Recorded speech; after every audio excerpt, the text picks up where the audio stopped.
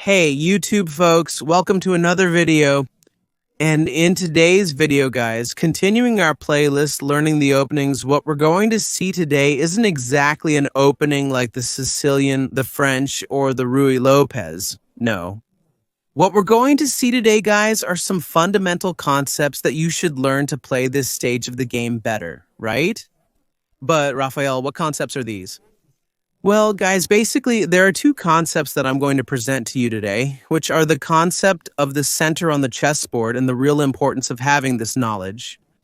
And the second concept is about creating a pawn combat structure using a technique of double pawns in the center. If you don't know this, stay tuned. You'll see that this second concept has a very direct relationship with the general opening theory that we know. The Sicilian, Ruy Lopez, French, and all chess openings are directly related to the second concept. And when are we going to see this? Well, we're going to see this now. Well, guys, so let's start here, right away with concept number one, which is the concept of the center on the chessboard and the importance of having this knowledge, okay? So what is the center? The center is made up of these four squares here. Look. The squares e4, d4, d5, and e5. And what's the advantage of having control over these four squares in the opening? In the middle game too, controlling these squares is crucial. But in the opening, it's essential for us to control these squares because we have the following advantages. We get more mobility for our pieces, much more ease in development, and most importantly, we restrict the opponent's pieces. This is great progress at this point, everyone. So there's the concept of the center, which are these four squares, and there's also the concept of the extended center, which are these blue squares I'm marking here. So there's the center and the extended center. The control of the extended center squares is also advantageous, but not as advantageous as controlling those four central squares. All right, guys. So that was concept number one, very important. And now let's learn concept number two, which is also directly related to concept number one. Concept number two, guys, is the concept of creating a fighting pawn structure. Basically, we have three most popular fighting pawn structures, okay? And I'm going to show them to you one by one now. What is this, right? I will demonstrate the strongest structure, structure number one, by making a few moves for black. To demonstrate the structure as an example. So this is structure number one, the fighting pawn center. So it's made up of the pawns on e4 and d4. When we get this pair of pawns in the center, notice that these pawns control some very important squares here. Notice that two of these four squares here are central squares, which we learned about, and two are extended center squares. So we create a kind of little wall here. And this little wall is very productive. Why? Because it will really limit the opponent's minor pieces.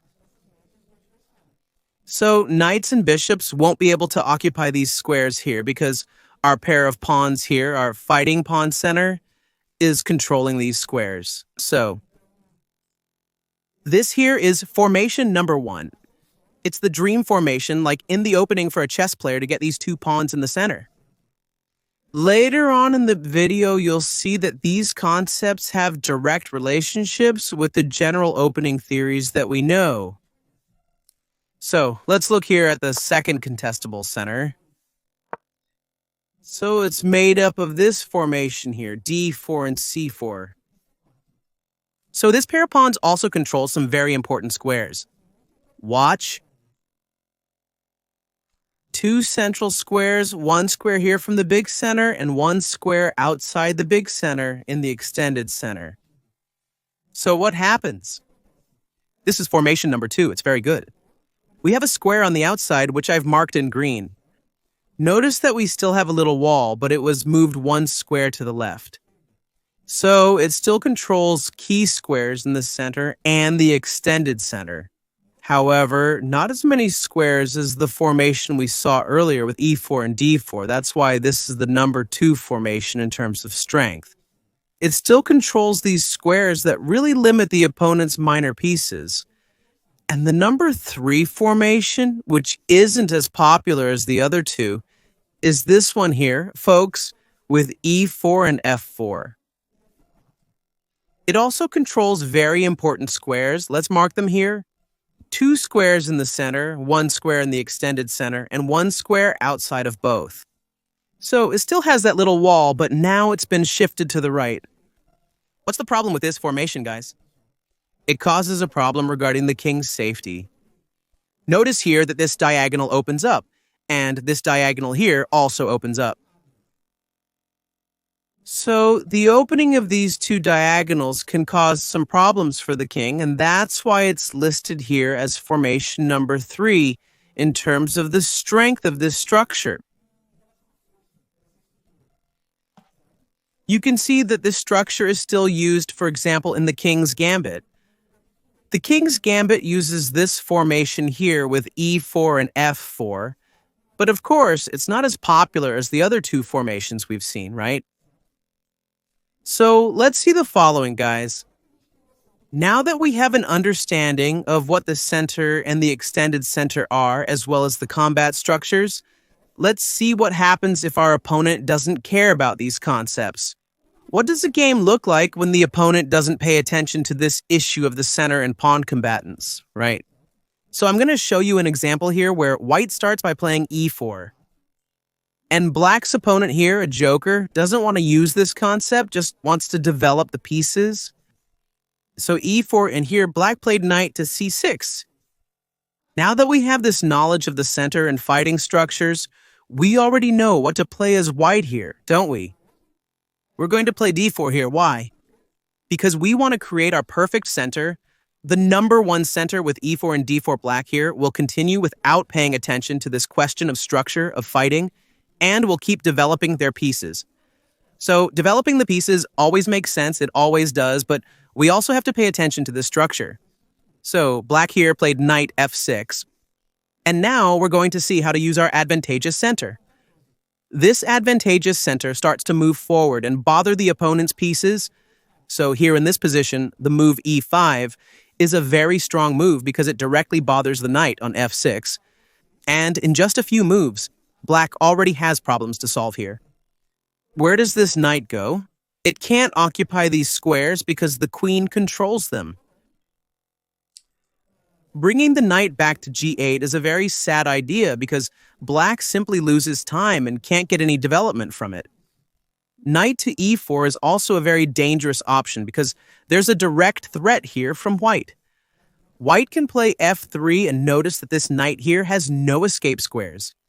g5 is controlled by the bishop. The knight can't go back to f6, d6, or c5. And why can't it go back to those squares, guys? Because we have here a fighting pawn structure in the middle of the board, so notice how these pawns restrict the opponent's minor pieces. So this is a very direct relationship. So knight to e4 here, black is already losing a piece in just a few moves, right? So here, a more logical move for black is knight to d5. How should white proceed now? We know that the combat structure is fundamental. So a move like c4 here is a very strong move because we mix the 2 structures, right? The one with d4 and c4 and the one with e4 and d4, but our e4 structure has already moved. So now the pawn is here on e5, but the center shifts, so it's very important to have this knowledge as well.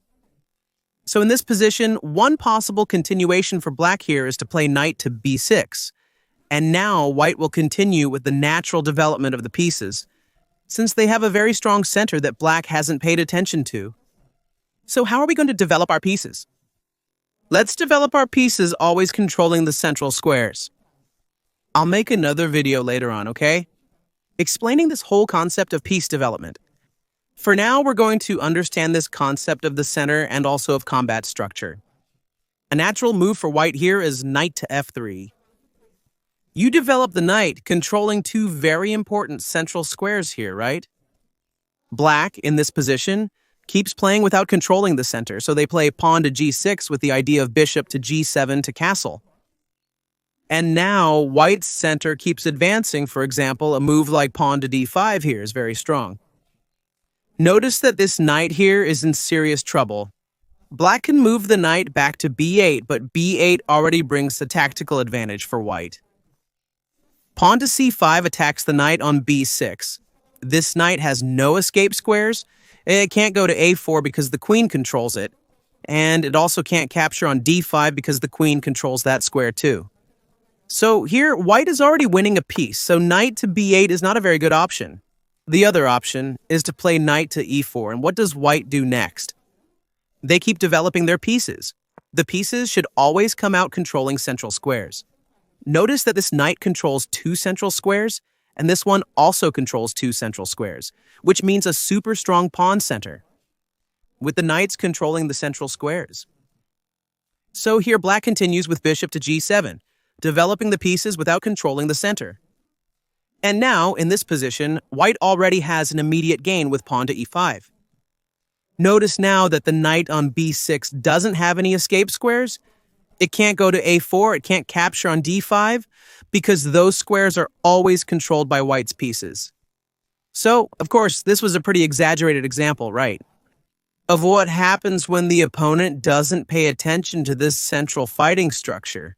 So, now that we have this knowledge, I'm going to show you how this pawn duo, these structures, shape the general theory of chess openings. Notice, guys, when white plays e4, they have the idea here of creating on the next move, the top structure here, with d4 and e4. So a very popular, well-known move here is for black to follow up with e5. But this isn't a random move. Why does black play e5? Because they are aiming here to fight against white's ideas of creating a very strong center. So e5 aims to control the d4 square. So if white now plays d4 to create the top structure, black can capture the pawn and is fighting against these ideas. So the general theory of openings is directly related to controlling this kind of center of combat. So there are others. So for example, when white plays e4, there's another very famous and well-known opening. It's to come out here with c5 the Sicilian. The Sicilian also aims to fight against the idea of creating a strong center. So notice that there are some very direct relationships. Here with the openings that we play. Against e4, you have these.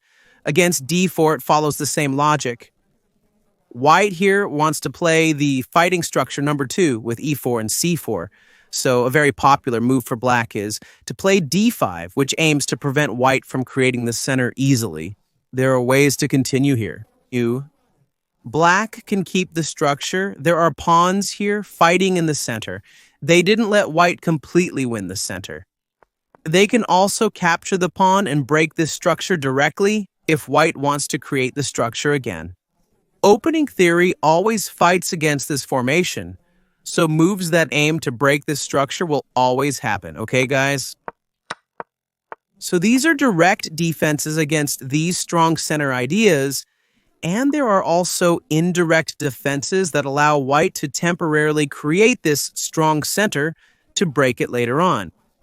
For example, the French defense with e6 allows white to create the top structure, but right after that, black already starts to fight against this structure.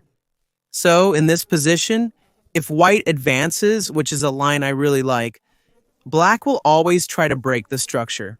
So, there will always be a direct idea. White will try to keep this structure, and if they capture at some point, black will play an f6, aiming to break this structure here. So, notice that this knowledge of the fighting center has a direct relationship with openings and how we should play the openings. It's important to have this knowledge. There's another way too, a more modern one, to play against these structures, which is to control the center from a distance. That exists too. So for example, the King's Indian. When white plays d4, black plays knight f6, then comes c4, creating structure number 2. A standard and very good one. And black here plays g6, allowing white to keep controlling the center. So a very common move here is knight c3. Then bishop g7, and now e4, creating this very strong center. And black here plays d6. A possible continuation is knight f3, castle, and now at some point, still in the opening phase, black will play either e5 or c5, quickly challenging this strong center that white has created. So this is an indirect way of controlling the center. The bishop controls from a distance, the knight as well, and soon the pawns will come to fight for this center. Because it's not possible, as I showed in the previous example, to play without ever creating a fighting structure, right guys? So basically what we learned here today, there will be more videos explaining more important opening concepts before we actually get into the openings themselves. It's important to have this knowledge. So, what we learned here today, the concept of the center and the importance of the center, the concept of the fighting center with these doubled pawns, and the three main types of fighting centers, right? And also control of the center from a distance, and how all of this is related to the general opening theories that we know. All right, guys. So, guys, if you liked this video, leave a like. If you're not subscribed to the channel yet, subscribe down below. It's really quick and easy. See you in the next videos, guys. Thanks.